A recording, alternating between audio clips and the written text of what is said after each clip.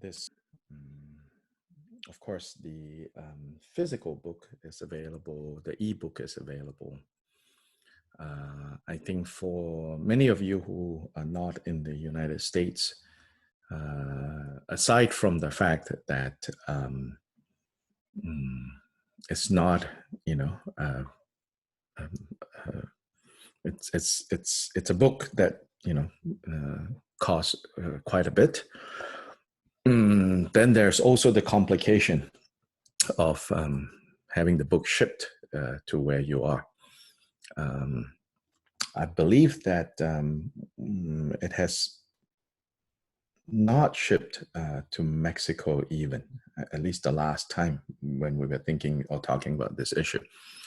But I know that people who have PO boxes, like from people especially in Guatemala, many of you have PO boxes in the US.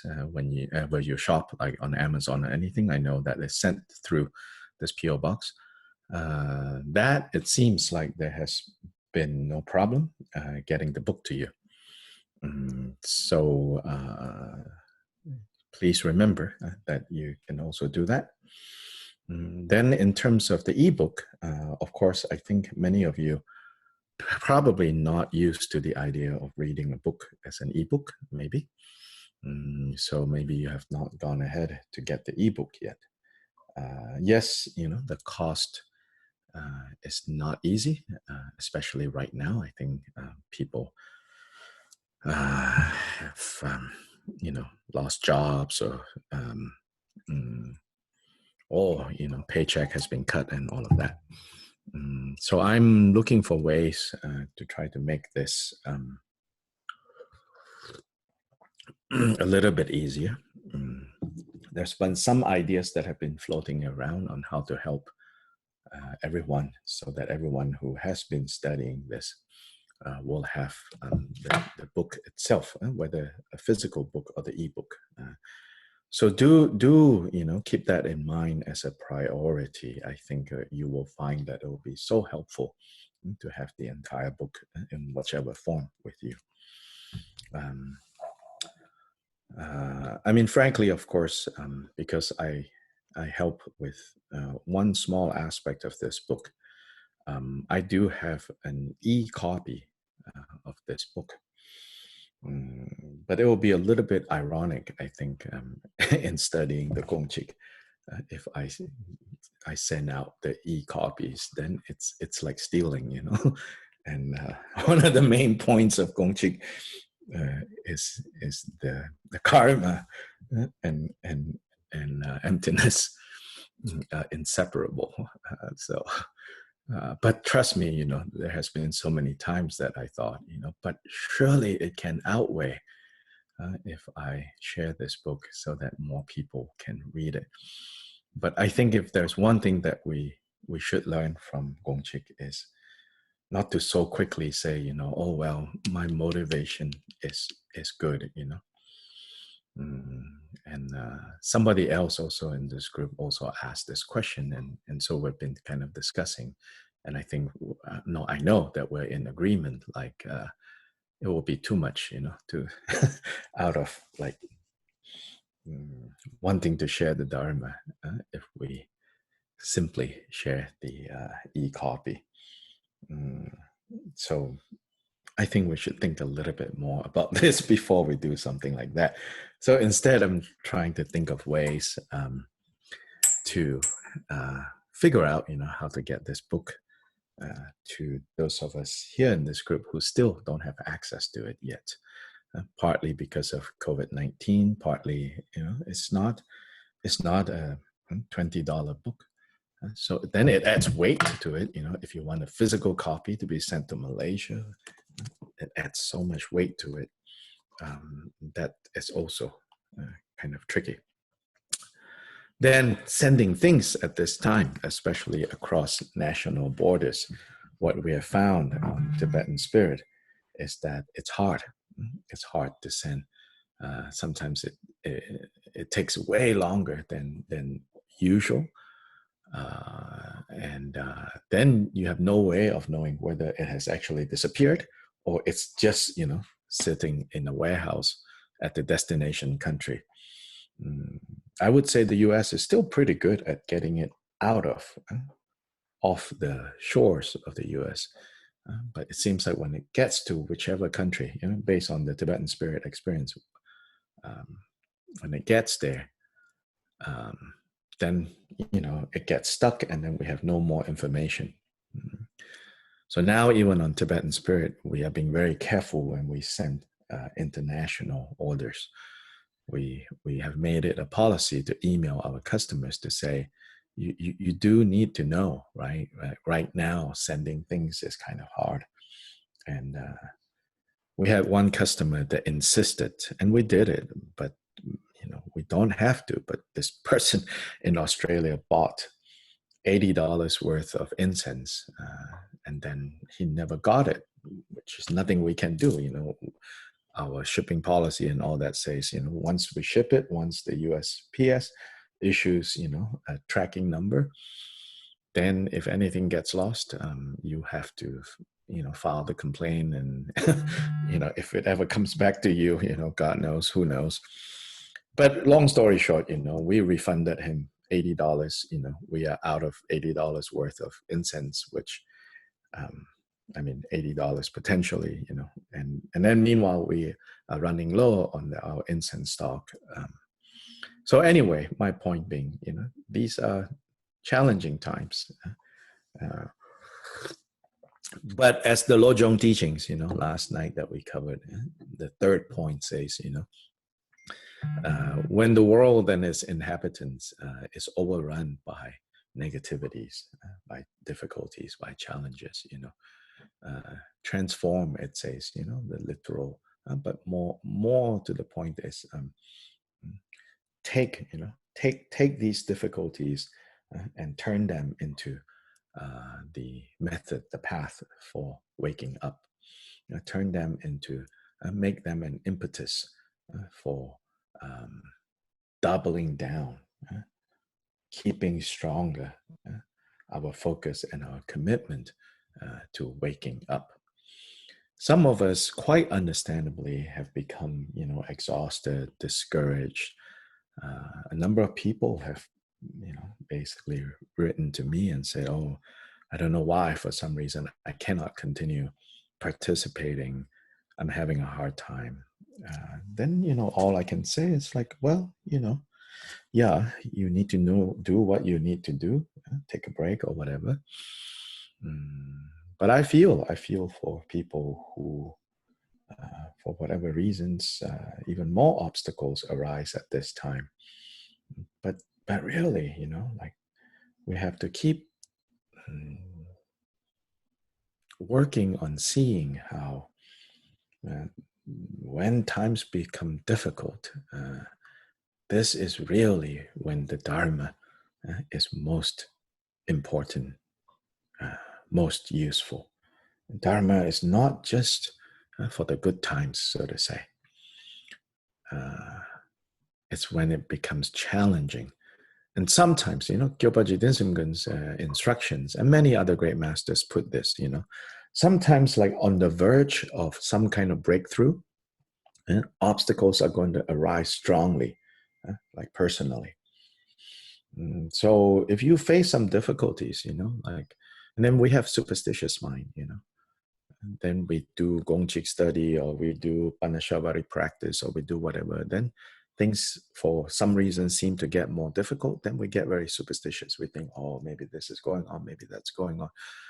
But one of the things that Kyopa Rinpoche always advise is, he says, actually when accomplishments are about to happen, what happens is that obstacles will rise up strongly. So the greatest example of that is Buddha Shakyamuni. On the eve of his awakening as Buddha, Mara hordes, came to attack him. And often, I think we overlook that point, The Mara hordes that came to attack him was very powerful and very strong.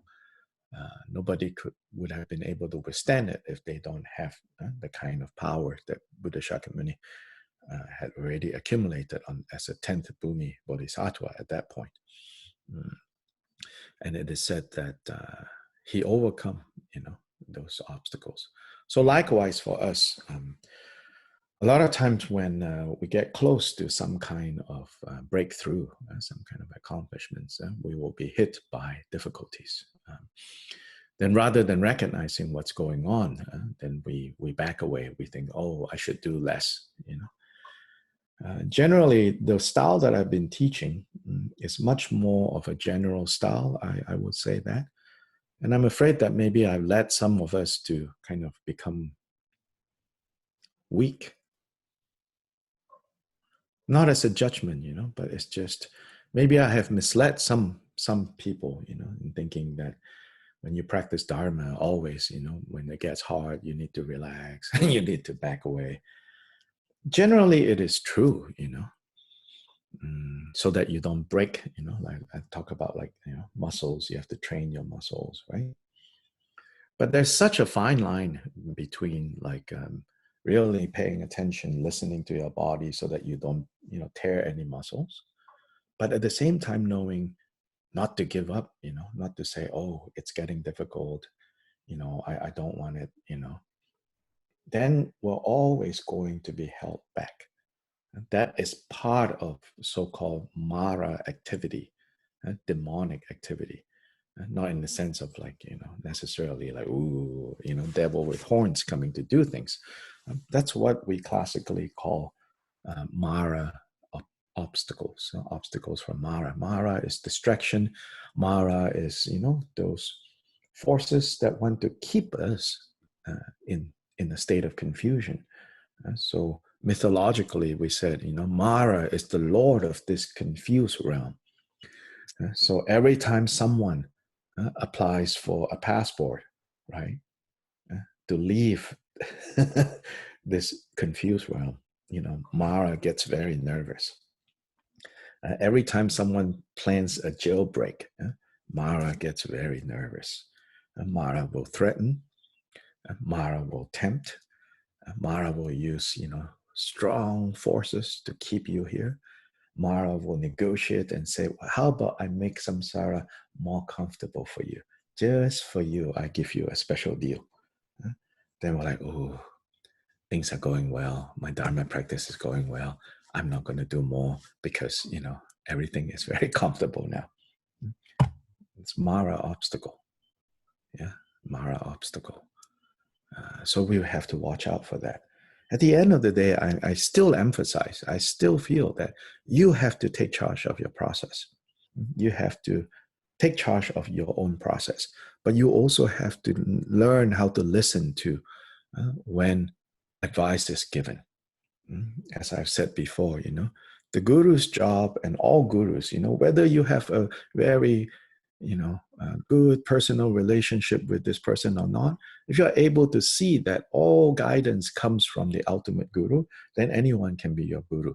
Then in that sense, when gurus open the door, you need to recognize that a door has been opened. And they don't open these doors for no reason. Maybe they see something. Maybe causes and conditions cause them to open the door that they don't even know, unless they are, very well advanced on the path. Perhaps they don't even know exactly why, but then causes and conditions are working in such a perfect, beneficial way that they open the door. You need to learn how to recognize that this door has been opened. Now I need to decide, do I want to go in or not? Do I want to go to the next step or not? The gurus cannot shove you into this room, into the next, to get through this door. But doors are open, Then we take the opportunity. We have to be proactive about this. Proactive means, this delicate kind of balance and dance between seeing all the factors at work. Instead of developing that skill, what many of us end up doing is we become very stubborn in our own ways. So we make a decision and we say, it's going to be like this with the Dharma. I want this. I want to learn this. I don't want to learn that. Then we keep pushing. Then we go around looking for this or that individual who will give us what we want. but not necessarily appreciating the value of training with someone who may or may not directly know what's going on with you, but who has become a helpful element in the interdependence of things coming together. And then we don't recognize how to relate to that particular coming together of interdependence of Dendra, then lots of wasted opportunities. I myself, looking back, I see this with my teachers, with teachers that I have spent time with, a lot of times, doors were open, but because I'm so fixated on my own, the way I think, this kind of, this journey into well-being is, so too much of like thinking, oh, I'm taking charge of my own process, and that can also go, in undesirable directions, in the worst case scenario, it's like the saying, the patients, is running the mental asylum, and then that's not going to work, Likewise, if you go to therapy and you don't want to get well, you've been forced to go to therapy, then you're only playing games, right? Then it's all a waste, right? So you have to take charge, but at the same time, you also need to surrender.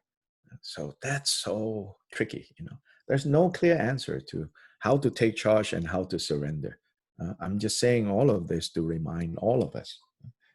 I'm not hinting or implying that, I'm your guru. Many of you have your own kind of guru that you look to. It's just that circumstances, these circumstances have allowed us to come together as a study group. And I just take it on that level. But I want to remind everyone that to progress along the path, you need to develop this balance between knowing the importance of taking charge on your own process, knowing when the door has been opened, knowing how to decide whether to go through this door or not, taking charge of your process, but not being stubborn about, I'm going to do it this way, it's my way, and I'm going to find those individuals who's going to somehow fit into the way I think things should unfold. There's a chance that you might be right, but there's also a chance that you could be very wrong as to whether what it is. Well, you have to see. Yeah. Okay, now Gongchik, 6-2. We're still at 6-2, which, as I said, Chodra, as I pointed out, you can see yourself. Chodra's commentary is actually very short, but Sobish shares with us what the Dorshema and the Rinjangma has to say. And the Dorshema and Rinjangma is really filled with a lot of emphasis on the importance of 6-2.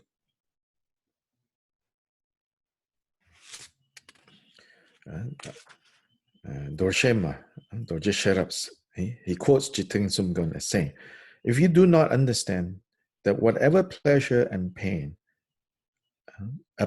arise, whatever pleasure and pain that you experience, they appear as your own mind. If you don't understand that point, then you will forever remain as an outsider to this teaching. Outsider, literally, in Tibetan, they don't have the exact same word as we have for Buddhist. Instead, they have this word that they call Nangpa. Nangpa is insider. Then the opposite of Nangpa is Jipa. Jipa is outsider. So in Chinese, we have this expression too, although we don't use this a lot in modern Chinese, is Wai Dao and Nei Dao. I think in Buddhist circles in Chinese, we still use Wai Dao. Wai Dao, we use it to kind of like as a word for like, basically we're saying non-Buddhist.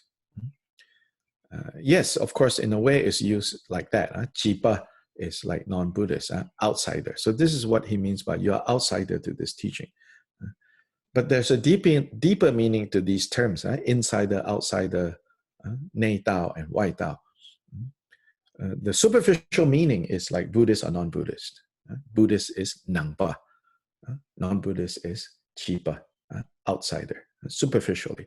More importantly, outsider and insider means if you think happiness and suffering comes from outside, then you are an outsider. You are a follower of the outside way, the external appearances way. But you are an insider to this teaching. You are an insider to Dharma. When you begin to see things and understand that happiness and suffering comes from inside. That's when you are truly an insider. So it's not even about, am I a card-carrying Buddhist or not? Do I happily wear that label or not? On Facebook, you have, I am Buddhist and proud of it, Those labels that, literally labels that you can put on your photo, Buddhist and proud of it,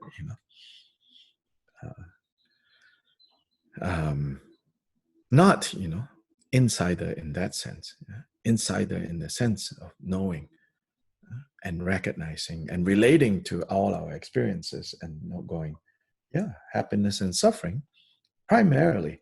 If you're not ready to see, if you cannot yet fully accept that happiness and suffering is 100% from inside, at the very least, you need to be able to appreciate and believe and experience how happiness and suffering that we experience is primarily, I say, at least, you have to be able to say primarily, at least you have to be able to believe, to see how happiness and suffering primarily, at the very least, this word primarily has to be there.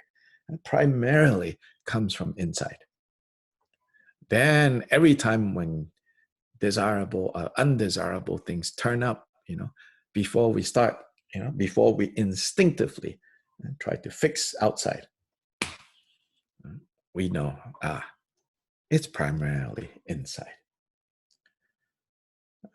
And it comes from training at the microscopic level. It doesn't come from like, your theme song comes on and then this radical change overnight. It comes from small things. For example, in many instructions for meditation, it says that when you are seated in meditation, when you feel an itch or when you feel like some kind of pain or numbness, you should not immediately try to fix it. Now, sometimes people think, that instruction is given so that you can develop toughness. That's true. You can develop toughness. And sometimes people think, it's so that, you can develop restraint, power to restrain yourself. Yes, you can do that. But the real reason, I would say, is an exercise in reinforcing this understanding that happiness and suffering primarily is determined by inside. So even a scratch, even an itch, before you go, scratch, right? Which is, very innocent, there's not necessarily any terrible karma involved for scratching.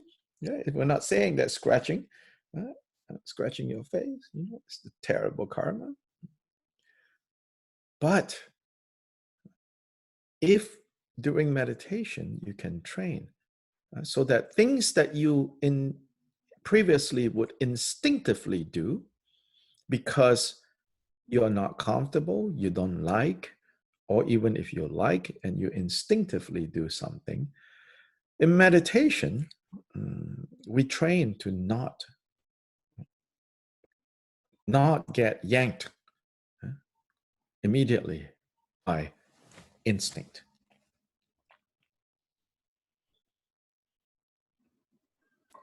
So a well-developed meditator actually has no frivolous movements. Not because, again, not because, moving around, all that is per se negative, but it's just that the awareness is just so present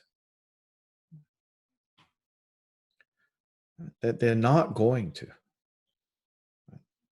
just simply move around, doodle with things, like kind of these habits, like touching, oh, right now, COVID-19, touching your face, without even knowing, right? From a perspective, we say, well, it's because the mind is not trained. So then we obsessively touch our face, hundreds of times each day without even noticing. But if you're really well developed in your awareness, you do not just, for no reason, scratch or, you're very, very aware so that all your movements are deliberate. But this is not coming from like a tightly controlled. It becomes natural through developing awareness. So Shantideva's chapter in Bodhicayyavatara, chapter 5 on meditative concentration. In that chapter, he discusses some things that you might at first glance think, oh, that's so specific, It says things like, when you walk, your gaze should be in front, not left, right, up, down, In some ways, those are like related to monastic deportment, right? How do you present yourself? How are you seen in public? So on some level, you could say, oh, this is like, certain Indian expectations of how a monk or nun should carry him or herself. But again, according to Gilbert Rinpoche, he's saying, yeah, but it's not just cultural. It's not just cultural. If you relate to these rules in the Vinaya as simply cultural, even if they do have a cultural historical context, but if you're only able to see these Vinaya rules as antiquated, ancient rules pertaining to ancient cultures that are no longer relevant here, then you're not understanding the underlying principle of why. It says when you walk, let your gaze be in front. Don't look around, up, down, left, right, here, there, everywhere. But it does emphasize you have a panoramic kind of awareness of your surroundings, but you don't let external conditions kind of pull you around. So there's a certain deportment. It translates to a certain way you are, a certain way you carry yourself in this world. So how you sit, how you stand, how you eat, how you walk, all of that, is being, you could say, refined. It's not like, a person with very good awareness don't feel itch, don't scratch. But when they do it, you can tell they're doing it with clear awareness. All movements, all gestures are coming from a place of awareness, clarity. You can see that. I recommended a documentary that I think now is available on YouTube. It's called Amongst White Clouds. Among is spelled with ST, kind of an old spelling. Amongst White Clouds. This was done maybe even 15, 20 years ago. It's a little long. Maybe some better editing could make it more accessible to a lot of people. But hey, we are in a pandemic shutdown, so you're at home, watch Amongst White Clouds. If you want to watch, it basically features a number of Chinese Buddhist, primarily Buddhist, yeah, monks and nuns in retreat in the mountains in China in the modern period. So you could just watch, a chunk at a time, just like, so it features, all these different individuals.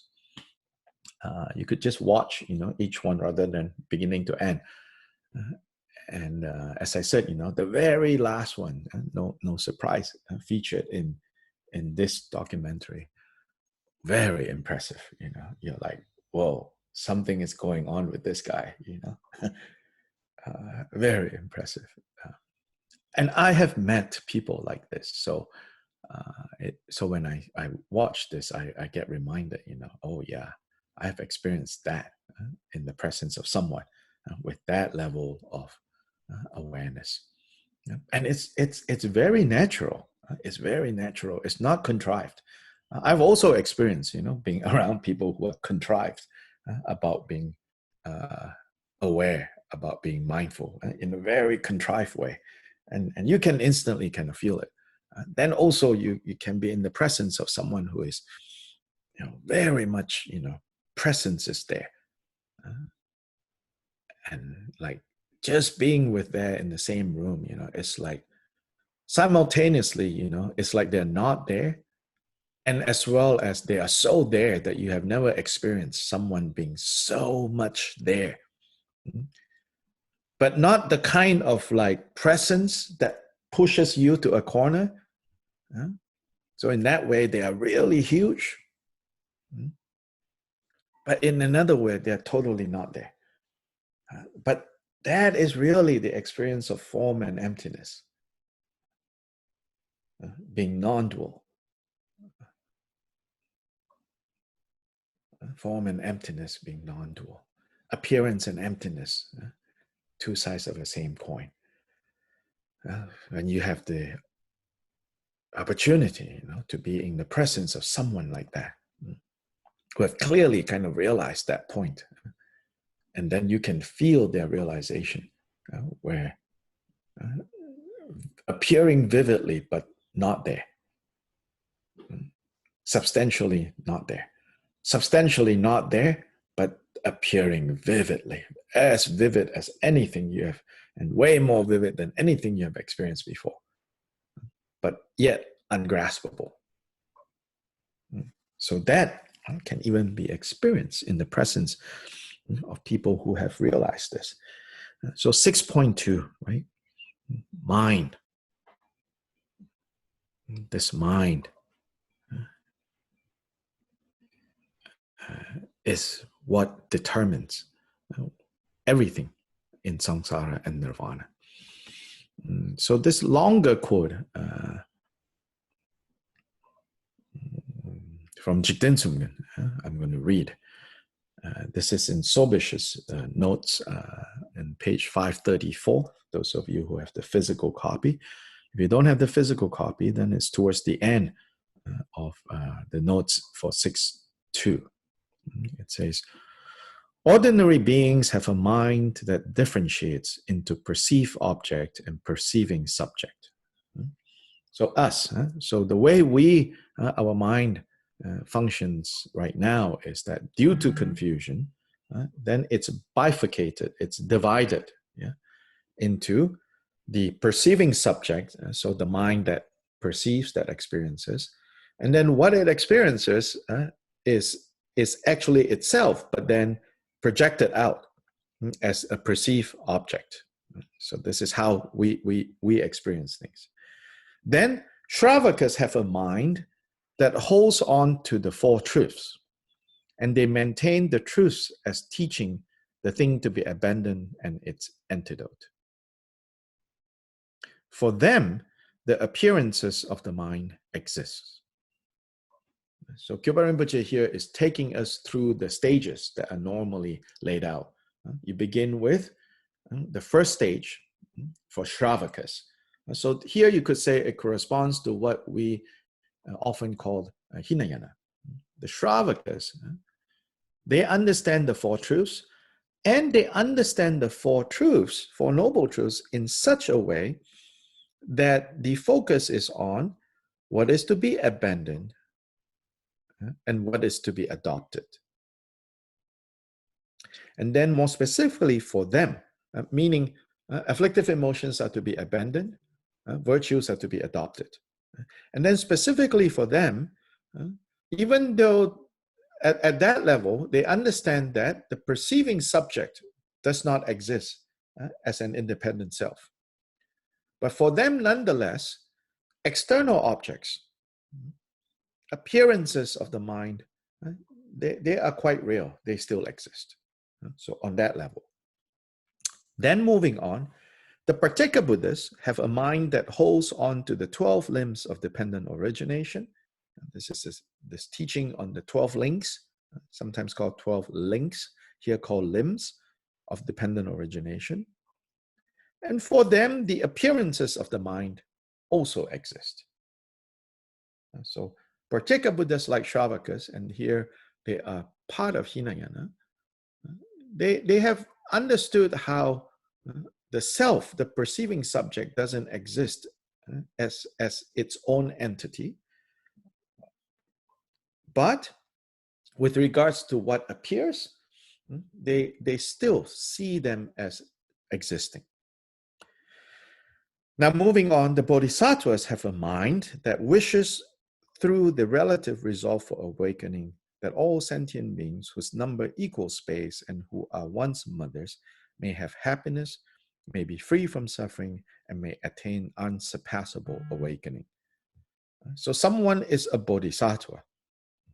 Someone is a bodhisattva when he or she has this resolve, this relative bodhicitta resolve. Since the completely perfected exalted Buddhas have no mind. And then here, for them, even for bodhisattvas, the appearances of the mind exist.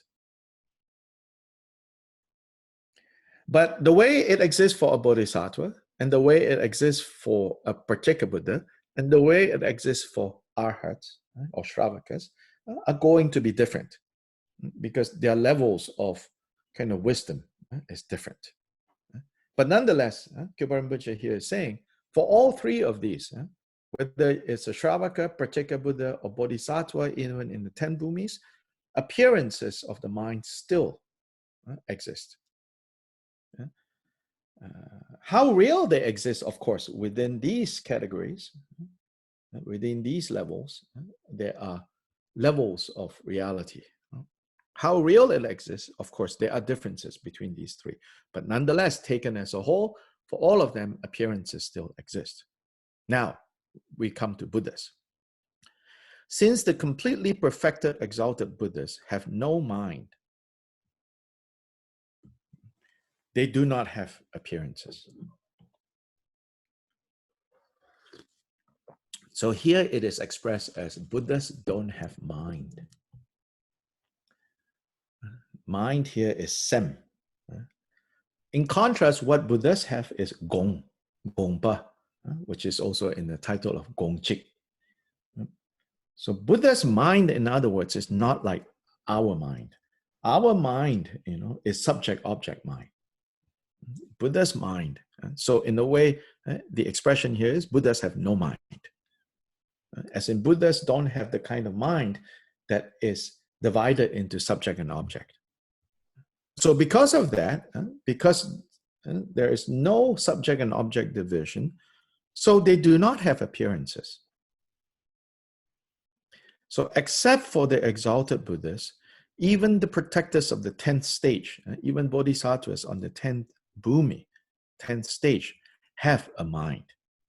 Since they have a mind, they have appearances, which are the veil of the objects of knowledge. This is like the most subtle kind of obscuration. The obscuration of self and self-grasping is purified already for bodhisattvas on the 10th bhumi. But what is not purified yet is this most subtle veil, called the veil or the covering or the obscuration of the objects of knowledge. Although there are no appearances in meditative equipoise, meaning for 10th ground bodhisattvas, when they are in the state of meditation, yes, no appearances would arise because temporarily they have transcended mind.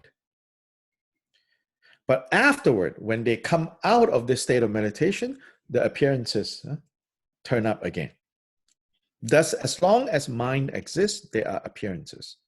If there is no mind, then there are no appearances.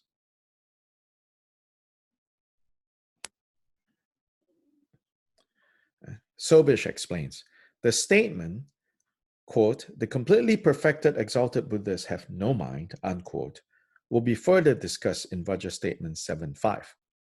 But briefly, a Buddha has removed all defects and completed all qualities, has obtained the result of separation, meaning separated from confusion, always remains in meditative equipoise, and all his activities are pervaded by knowledge and preceded and followed by gnosis. So Buddhas don't have mind, Buddhas have gnosis, wisdom. The stainless mind is also known as no mind. So here, no mind, right, doesn't mean just a mere absence, nothingness. Right? It's not saying Buddhas are nothingness, but no mind in the sense of the way we ordinarily understand mind, no more. Just stainless mind, or in another context called omniscient mind, right? A mind that knows anything and everything. So even though Buddha Shakyamuni, for example, or any Buddhas do not have mind, meaning confused mind, meaning subject-object mind, what they do have is what's stainless mind or omniscient mind, all-knowing mind. That's why when we pray, when we say prayers to Buddha Shakyamuni, we say prayers to any Buddhas, right? Even though we say, you should not do this prayer in a way that is sort of theistic, thinking that someone out there is going to come solve our problem, it is not the case that that you are like throwing things into the ocean, throwing salt into the ocean, meaning makes no difference. The expression, throwing salt into the ocean. It's not like, you're doing this prayers, like you're throwing salt into the ocean. It makes no difference. No, Buddha Shakyamuni has omniscient mind. Then blessings can actually come. We can be blessed by the Buddhas when we make prayers to them. We can be blessed by Tara when we make prayers to her. It's not just like going through the motions to trick ourselves into being inspired. Because sometimes I myself, I can admit, the way I talk about this makes it sound like it's that. But I can say I only talk like that because I want us to really try to distinguish between kind of mundane ways of praying and saying, oh, please help me, and the Dharma way of praying. So to emphasize that sometimes, I sound as if I'm saying, when you do all these prayers, it is all just, yourself doing things to yourself. No, that's not what I'm saying. It's not just myself saying things to myself, but there is, omniscient Buddha mind.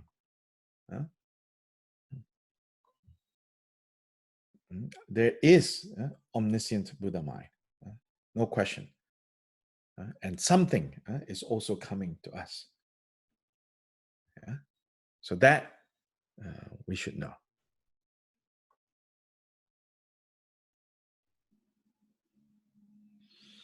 Any questions or comments before we look at 6.3? 6.3 is very important as well. A lot of good stuff in 6.3.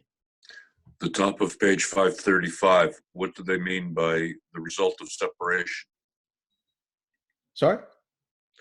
The top of page 535. I think I explained. Separation from confusion. Oh, okay. Thank you. Yeah.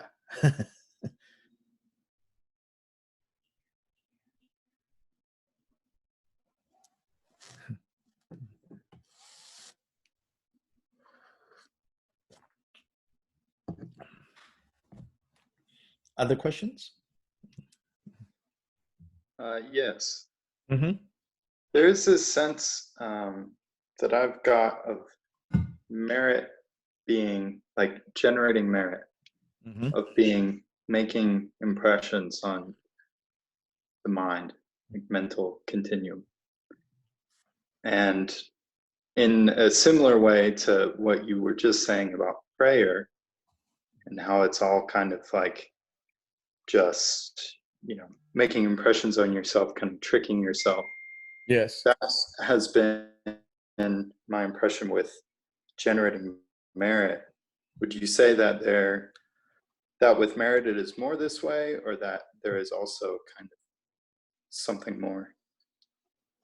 Merit is more this way, because you're doing things yourself to create the fuel that you need.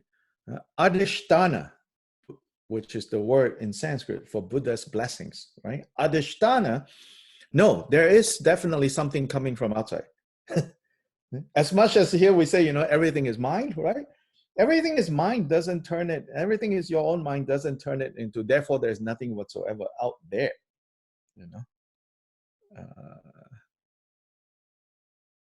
Adhisthana, so in the context of Adhisthana, like blessings from Buddhists, from Tara, from Buddha Shakyamuni, whoever, that we turn our confused mind towards that particular omniscient mind, so to say. I said something is coming, this Adhisthana, this blessings, what we translate as blessings. Adhisthana is coming from the direction of Buddha Shakyamuni's omniscient mind. Now, how do we put that, what I just said, into this statement, right? If you do not understand that pleasure and pain appears as your own mind, when pleasure or pain arise, that this is arising in your own mind, you may remain an outsider to this teaching. So what this is saying is that this is not saying that there is no Adhisthana coming from Shakyamuni when you invoke Shakyamuni. If you invoke Shakyamuni, Adhisthana is coming from Shakyamuni. But whether you can experience this Adhisthana or not, it's your mind, okay? That's what it's your mind. So if you cannot, if your mind somehow don't have the conditions for receiving the Adhisthana, no matter how much Adhisthana is being poured by Shakyamuni bucketfuls, no happiness is going to turn up. No growth on the path is going to turn up. So that's the meaning of, right, this statement. Whatever pleasure and pain arise, they appear as your own mind. It doesn't cancel out, It doesn't deny that Adhisthana comes.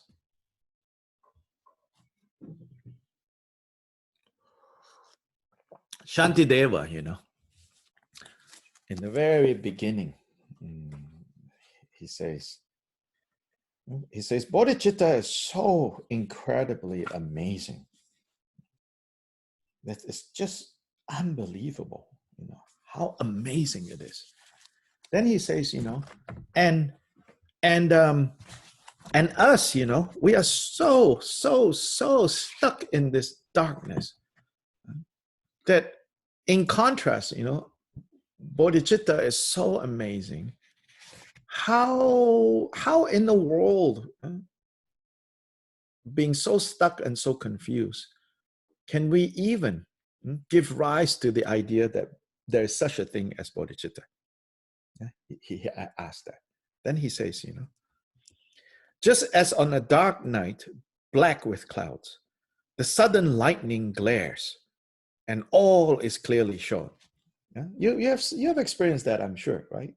On some dark night where there's no moon, nothing, it's so dark, but a flash of lightning reveals everything, yeah, immediately in front of you in the horizon, but just for a flash of lightning. He says, just in that same way, likewise, rarely, but through the Buddha's power, through the power of Buddhas, virtuous thoughts arise, brief and transient in the world.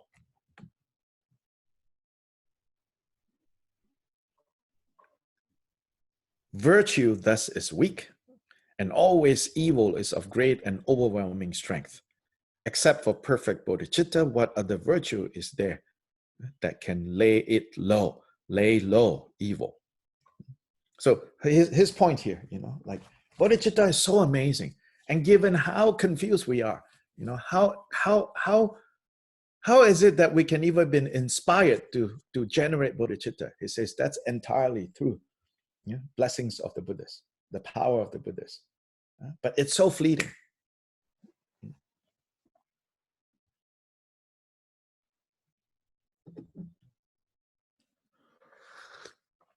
So in terms of creating karma, positive or negative, that is more about, imprinting the mind, shaping the mind, giving strength to the mind on our side.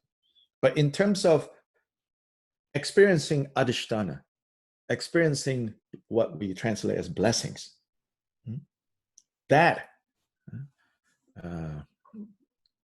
is coming from Buddha's omniscient mind. So in Chinese translation of the word adhisthana, the Chinese word is 加持. 加持. It's a compound word with two words. 加持. 持 is to uphold, to hold. 加 is to add.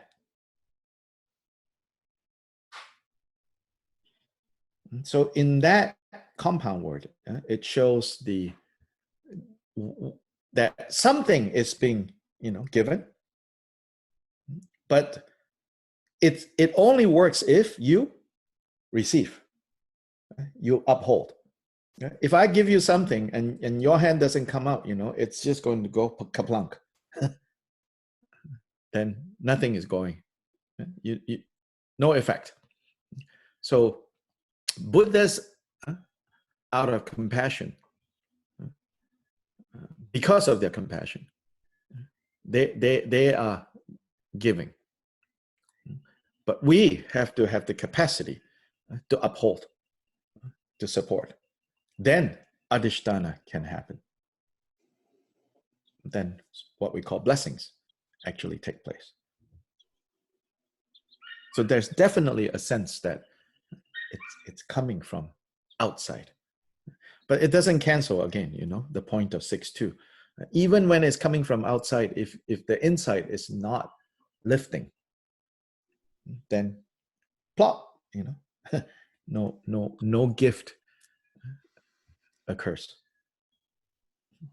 So then I suppose the way to think about that then is when that lightning flash of a virtuous thought arises, you have to act on that. And when you act on that, then you create the virtuous causes in your own mind. Yeah, I mean, that would be, then now we're bringing together karmic dynamic and adhisthana dynamic. Yeah. So then when adhisthana, so in the case of Shantideva's example, when that flash of lightning occurs, that is adhisthana. And and if you have presence of mind, sometimes a flash of lightning occurs and you don't see anything, right? Because you're not paying attention. So then no adhisthana has occurred in that sense. So the flash of lightning comes from the Buddhas. You have enough presence of mind to, and then you see for a moment clearly, right? Then if you want to factor in karma, here is you're like, okay, let's say you're lost, in this landscape. This flash of lightning allows you to see, oh, right, the path is over there. So then you take action and you walk. But if there's a flash of lightning and you see the path to freedom is over there, and then you go, ooh, but toys over here, ooh. Then you just say, no, I'm just going to stick with the toys here because it's not too bad over here. Then the adhisthana is still an adhisthana, but what you do with the adhisthana is you are just squandering it away. That flash of lightning has revealed the nature of samsara and how to exit samsara. But it also, might reveal like, oh, wait a minute, it's not so bad here. Well, then, the adhisthana, well, at least it will show you the good stuff that is around you, At least it will show you, around you, well, there are snakes, don't touch those. Well, there's also donuts, go for it, Then you're like, oh, actually, the donuts are outweighing the snakes right now. I'm going to just hang out here. Well, eventually the snakes are going to take over.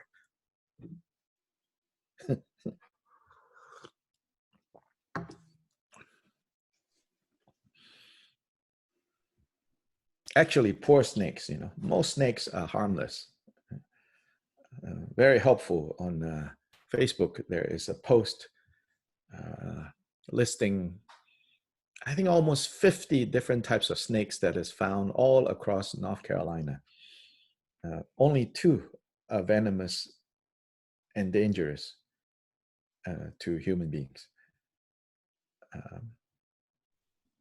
But it's funny, how our karmic conditioning, brainwashing works, Even when I look through all 50 types, and I'm told, and it shows only 2, copperhead and rattlesnake, and very few rattlesnake in our area of North Carolina, more coastal. But even 2 out of 50 something, for me, even looking at all the pictures, then in conclusion, snakes are dangerous. It's the mind, my mind decides, in conclusion, snakes are dangerous. So that's, karmic habit,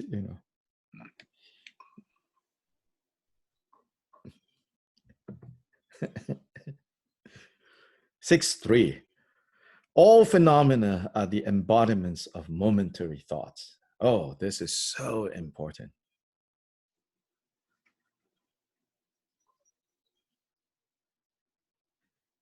So this further refines that statement before. The statement before, all phenomena included in samsara and nirvana are one's mind. Then this refines it. This sort of shows, like, okay, given that, then what practical implication of that is this next point.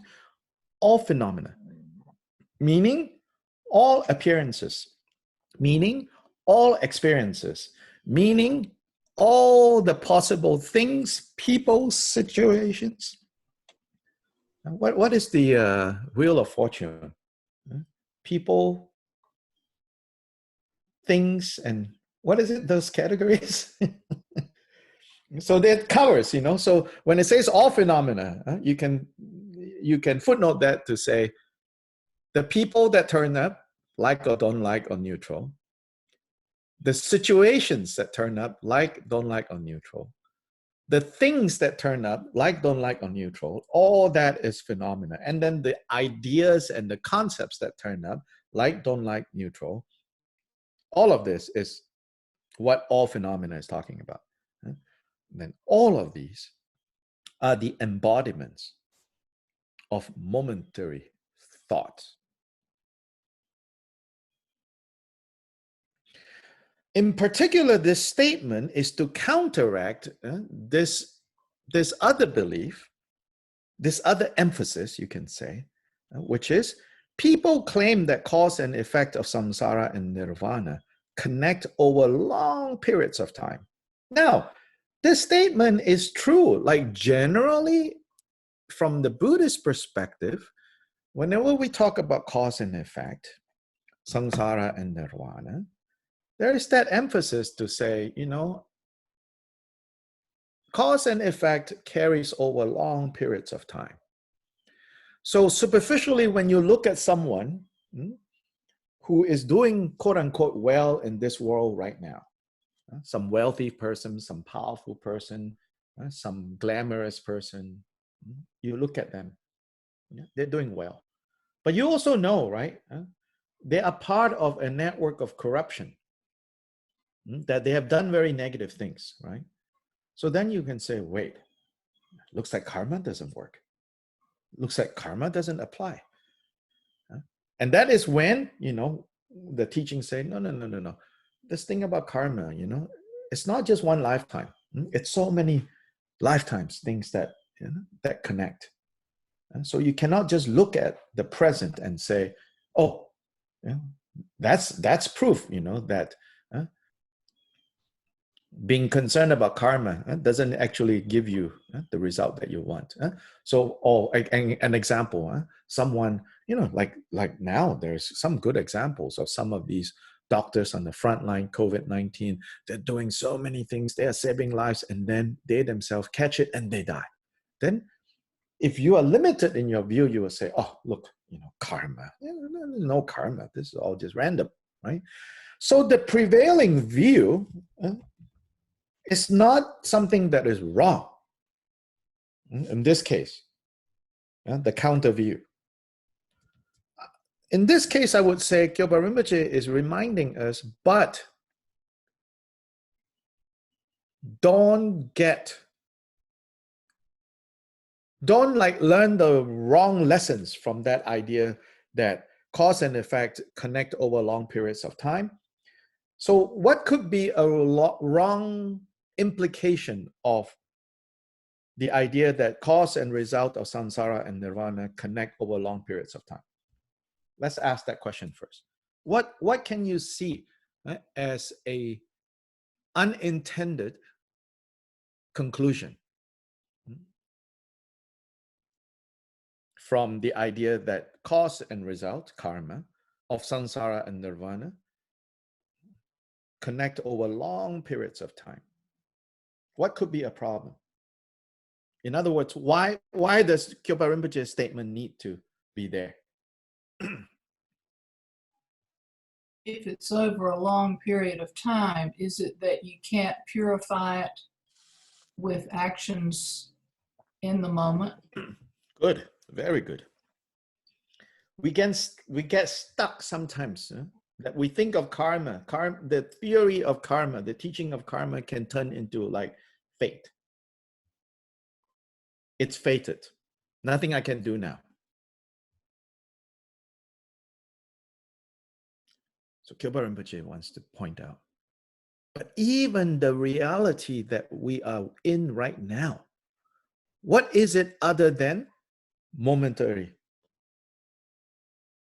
Remember I said how in ancient India, you know, non-Buddhists sometimes would kind of caricature the Buddhists by calling them followers of momentary existence.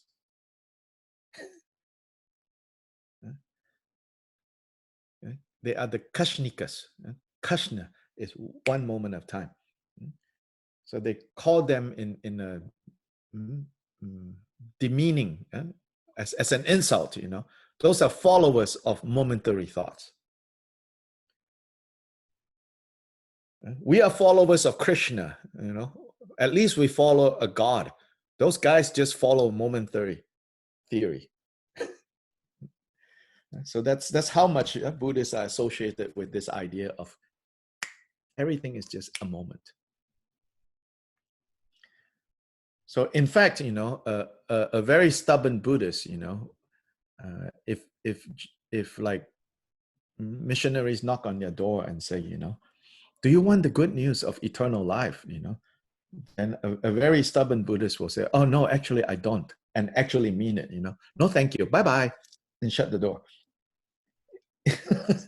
Because for a Buddhist, for a Nangpa, for an insider, there's nothing more terrifying than eternal.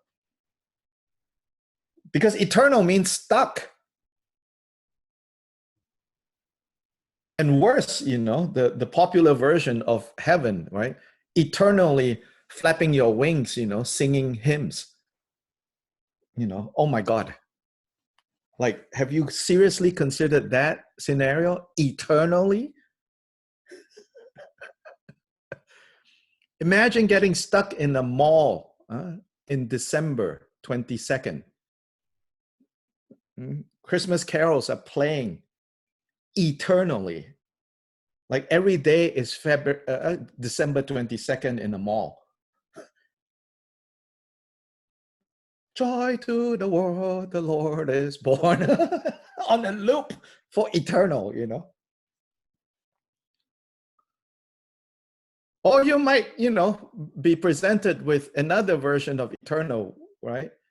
Where you get 72 virgins chasing you.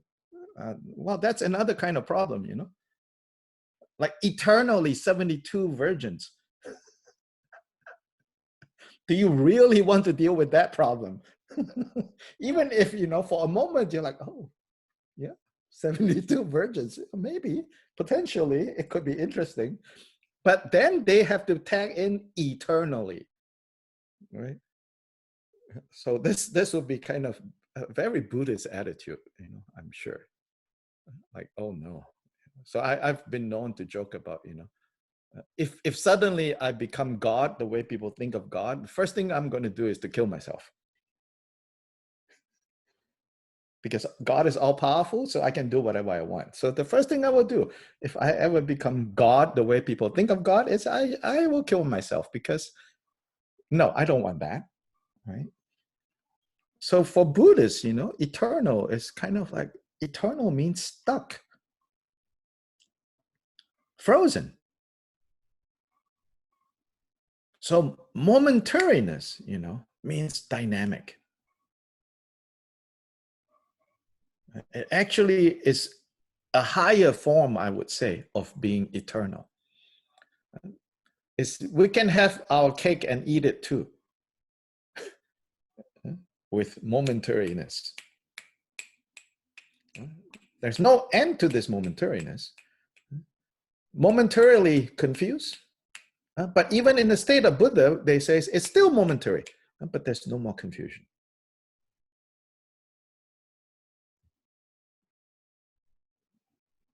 Yeah, so exactly this point, is not to cancel out that, yes, there's an aspect of karmic causes and effects that carry overs in long periods of time.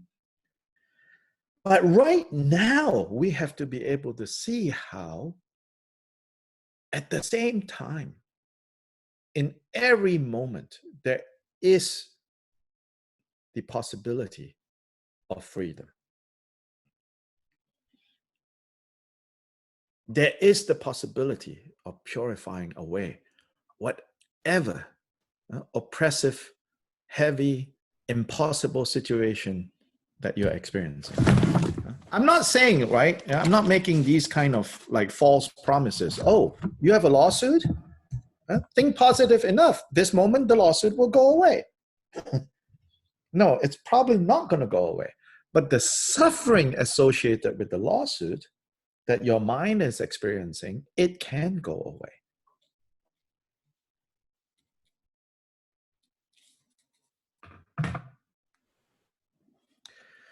Let's look at the commentary. Of the two, namely the true reality, which is the embodiment of not thinking, and the second, conditioned phenomena, which are the embodiment of thought.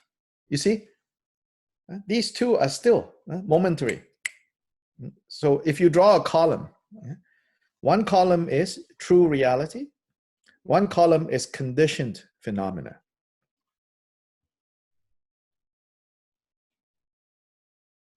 So dharmata and dharmas. Dharmata is the nature of reality. Dharmas are realities in the plural. 2 columns. Then true reality is the embodiment of not thinking. Maybe not thinking, that translation, it's hard because it's a technical term. So it's not literally not thinking, okay, blank, no. It's something else. So for this moment, let's put in quotes, not thinking. So true reality, which is the embodiment of no thought, I would say, no thought. And conditioned phenomena, which is the embodiment of thoughts. The former is Mahamudra itself.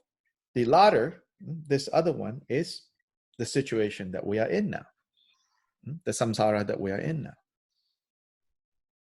And the latter has 3 aspects, namely present, transference at death, and changing the body. Yet not through transference at death. So the third one, we will see what he means there. He's saying changing the body, but not in the ordinary way of changing the body, as in, at death, you transfer, you go from here to there. So that's what transference at death means. Literally is powa, but here it's used in a sense of going from this life to the next life.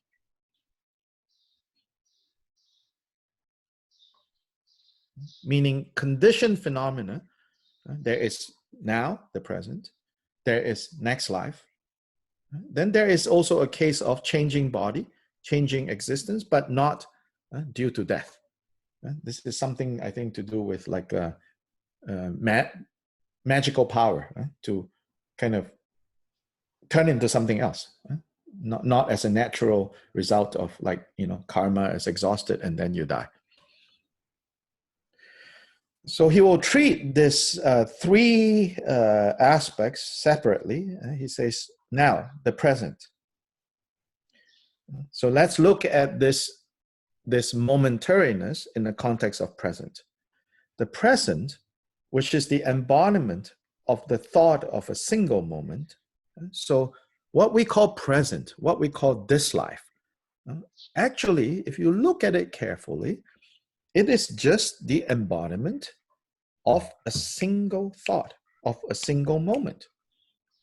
We say, oh, present, this life. What is it? It's just moment after moment. In fact, we can't really say, oh, that's the past. Oh, that's the future. These are just existing as concepts. So the present, which is the embodiment of the thought of a single moment, i.e., when any virtuous or non-virtuous thought arises in one's mental continuum, something in accordance with that is established as its embodiment in a mental projection. Thereby, an immediately embodied result of virtuous or non-virtuous action has ripened. As in the cases of Necho, the son of the Brahmin Totaya, and the dog called white conch shell. So here is an example of how these commentaries would refer to stories. Then they will have an appendix where all these stories are given. And so here, not given in the commentary itself, but Chodra knows that his audience, his intended audience, will know what he's talking about. Anyway, the quote from Shantideva said, "Who made the ground of burning iron in hell? And where did those demonic women of the hell realms come from?" Shantideva was talking to monks who are lusting after women. So if he was talking about to nuns who are lusting after men, so this will change, okay? Where did those demonic men of the hell realms come from? Apparently in the hell realm, if you desire women, right? If your natural inclination is to desire women, right, as a sexual object, and there is in the hell realms, you'll see these women calling out to you, "Hey, come here, come here, come here." And so they say you will immediately like take off all your clothes and run to it and embrace it and do whatever you might want to do. Then the moment you embrace it, that woman will turn into a pillar of fire. It says like that. So that's this reference to demonic women. You know, it's not that Shantideva is saying that women are demonic. Okay, basically whatever you desire, you know, whatever you lust after. Yeah. So where did all these come from? It says the sage declared that all such things are just projections from the evil mind. And then it says, furthermore, in the deity practice too, it is like Dampayapo, who is the embodiment of the thought of being the deity. And like the mantra practitioner, Satu Bakpa. All these stories, or at least some of these stories, Sobish will provide in his notes.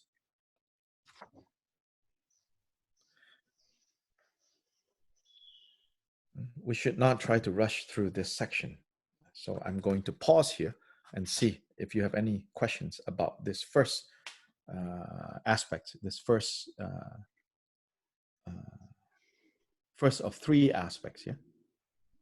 First of three contexts regarding conditioned phenomena.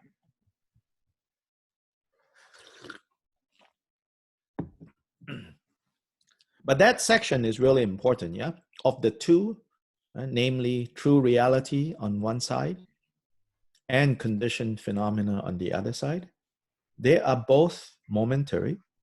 One is the momentary embodiment of no thoughts, and the other, conditioned phenomena, is the momentary embodiment of momentary thoughts.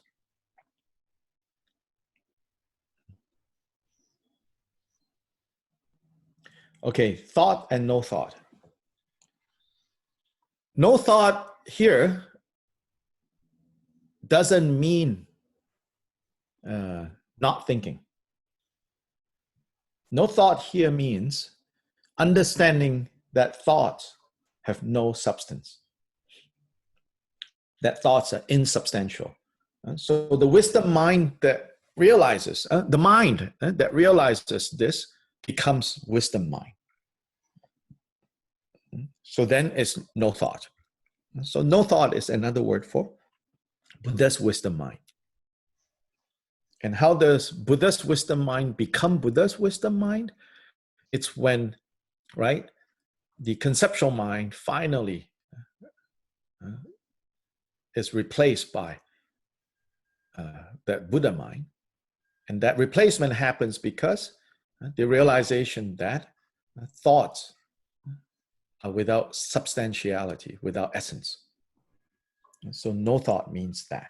It doesn't mean don't think, keep your mind blank.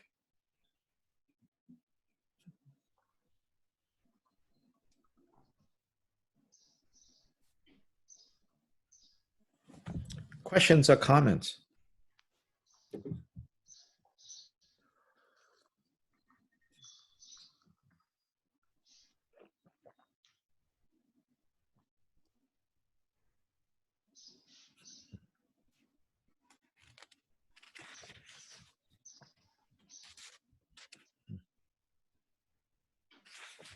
No? No, then, ooh, happy Friday. Party. I have a question. Yes. Statement 6.3 and 6.2 feel more like third turning to me, or especially 6.2. And like the last time I mentioned that we are studying Maitreya's text, feels a little like Maitreya's text. Yeah, sure. I think, yes, conventionally speaking, this is third turning. But under those categories, it's third turning, no doubt, you know. But of course, Jiten Sumgun will say, you know, but don't think that it's only in the third turning. It's actually also in the first turning. It's also in the second turning, but just not explicitly. Because it's the same principle, he says. Whether it's the first turning, the second turning, the third turning, it's the same principle at work. Yes. But in the third turning, it is explicitly taught. But not explicit, but no new topic. In other words, for Jigten Sumgun, No new topic is significantly introduced at different points of the turning. But a more and more explicit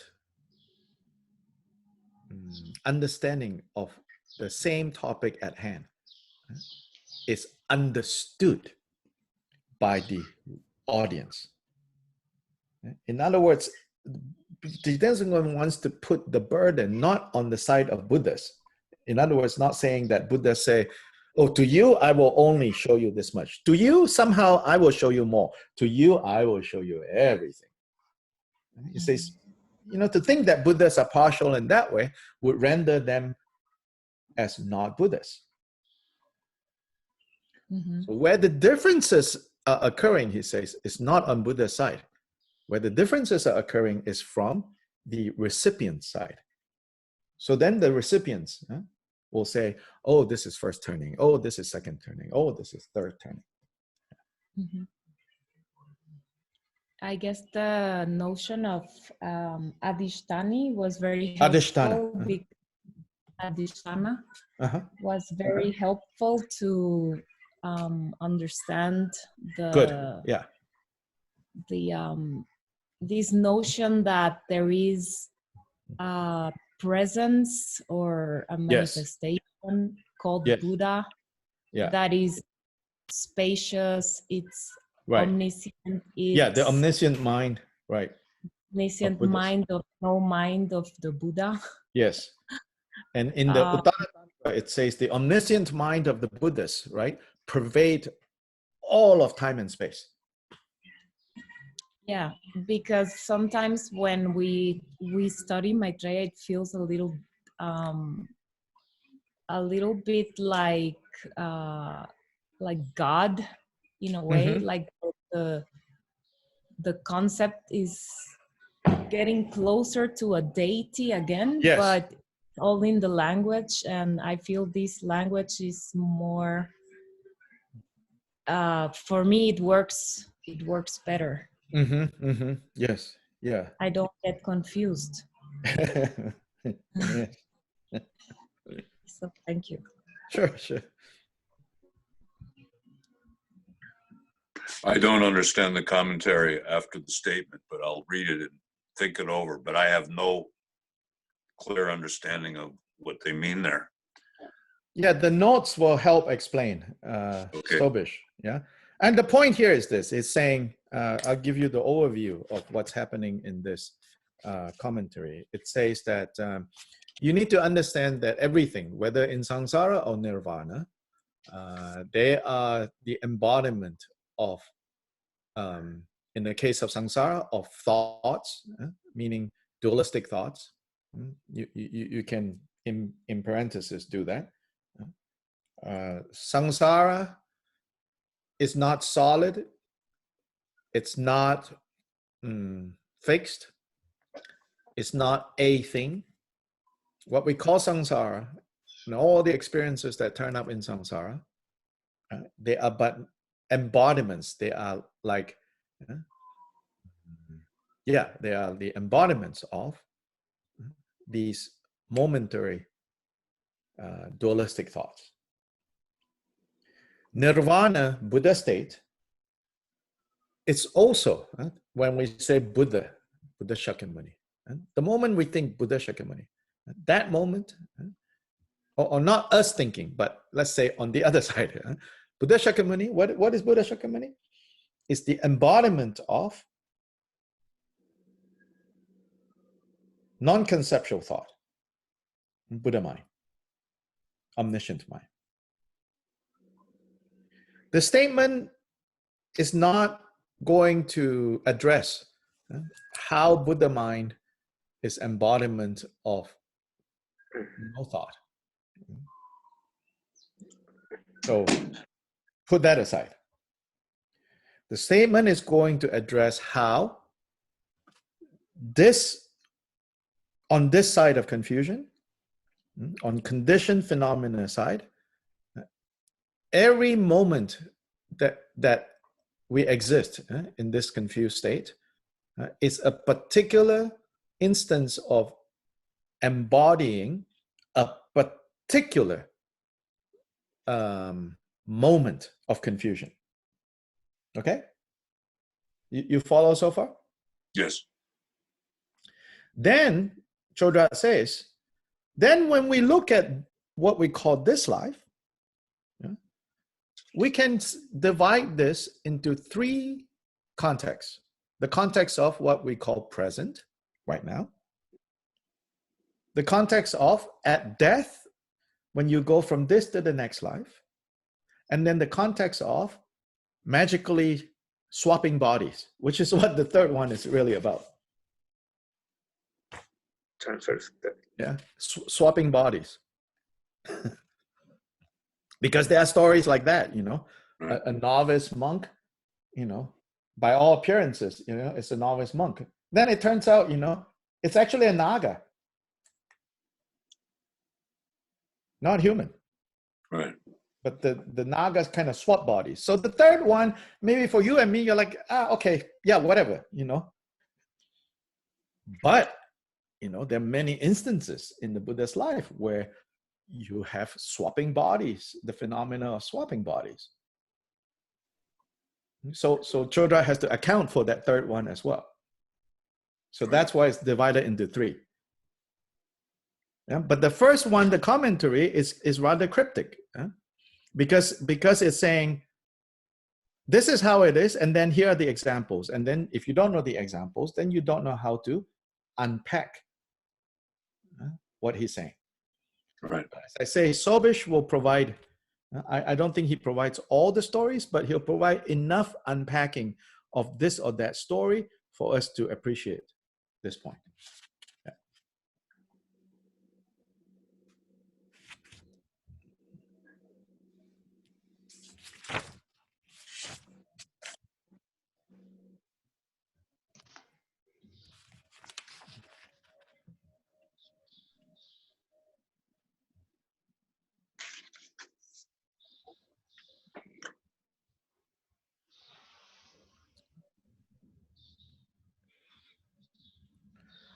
The story of Dampayarpo.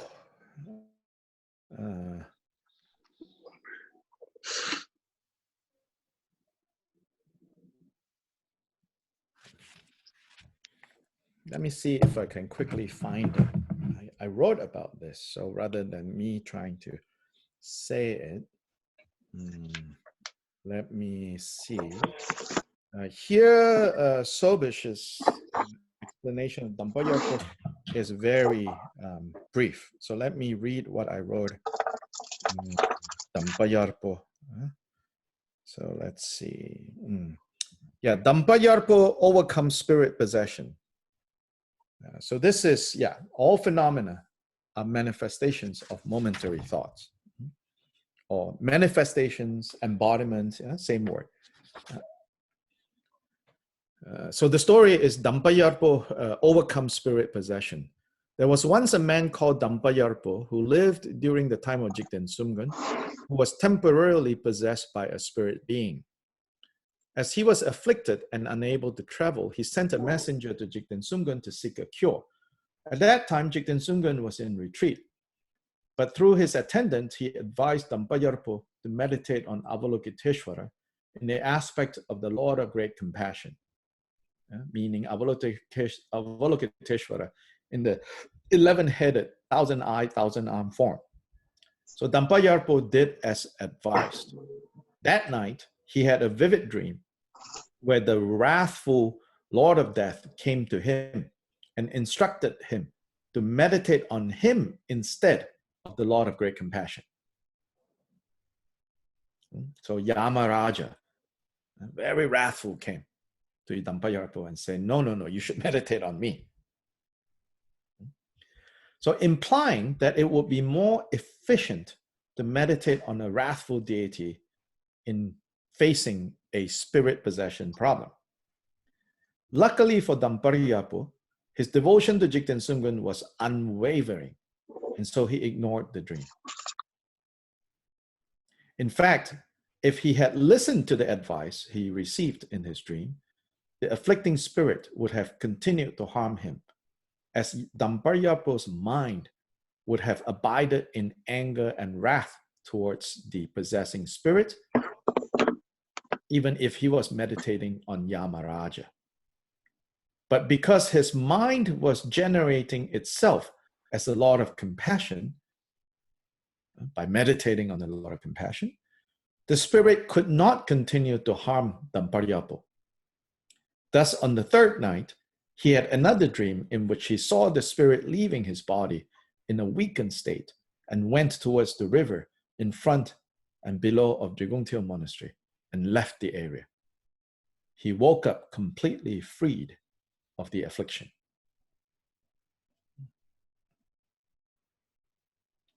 That's the story of Damparyapo.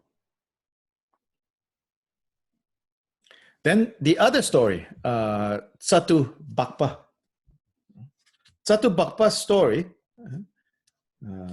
I will also read. A leper, came to Pamodrupa, Jiden Singman's teacher, to seek a cure, and was told by Pamodrupa to meditate on Pamodrupa himself. Pamodrupa told him, you meditate on me, meaning you occupy your mind with me, think of me, meditate on me. The leper did as told, and in that very evening, the spirit that was causing the leprosy appeared and wondered aloud. This guy that I have caused to have leprosy is always here when I come looking for him. But where in the world is he this evening? Yeah. So this guy the spirit could not find the leper. Instead of seeing the leper, all the spirit could see was Pamodrupa himself and not the leper.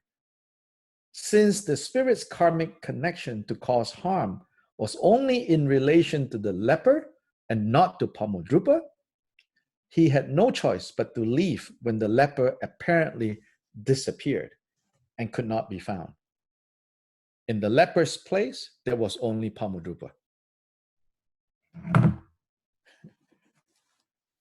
And so everything is momentary thought. So if we occupy ourselves from moment to moment, being the miserable subject that is being wronged by other people, that is not being loved by other people, that is being taken advantage of by other people, then continuously, right, these problems will always have a target to look for. But if from moment to moment, we continuously meditate on Avalokiteshvara, then only, right? Then what is Avalokiteshvara the target of? The target of compassion, of prayers, of goodwill. So that's the commentary for the first. So in this present time, the next one it will discuss, at the moment of death, our momentary thoughts can propel us into a better or a worse rebirth. Then in the third context, he will talk about, and when you have the power to swap bodies, here's what you should remember. So in that sense, the third one, you and me probably don't have to worry too much about right now. What we need to do when we gain the power of swapping bodies. How to take this Vajra statement to apply it to the time when we have the power to swap bodies. So the first two, yes, we should take to heart, how to practice this Vajra statement.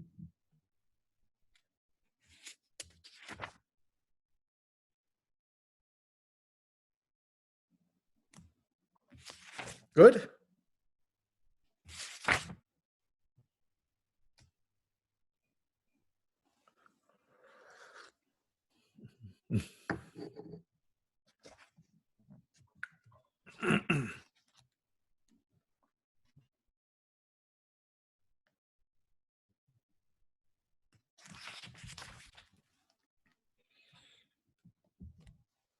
So y'all have a good weekend.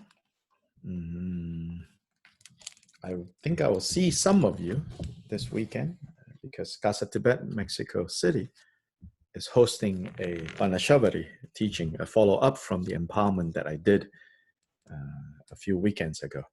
So I will maybe see some of you, but maybe I won't see because usually it's a pretty big group for the Mexico City Zoom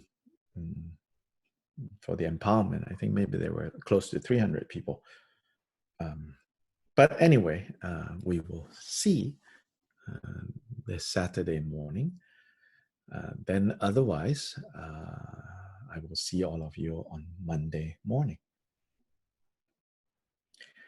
Chachu sem chorim polchi ma ge banang ge gyuchi ge ba nyam pa me pa